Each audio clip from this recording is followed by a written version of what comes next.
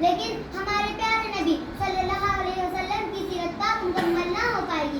زندگیاں بیت گئی اور قلم ٹوٹ گئے, زندگیاں بیت گئی اور قلم ٹوٹ گئے, تیرا ذائقہ ایک بار بھی پورا نہ ہو سکا. جناب صدر ایک مومن کے لیے, ایک مسلمان کے لیے, ایک کلمہ گو کے لیے نبی صلی اللہ علیہ وسلم کی ذات گرامی ہر لحاظ میں مرکز وہ محروم ہے.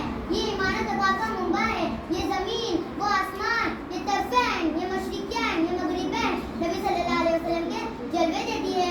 مگر نبی صلی اللہ علیہ وسلم کا ورائی ورا ہے, ہماری پہچان کے حصے بھی غلط ہے.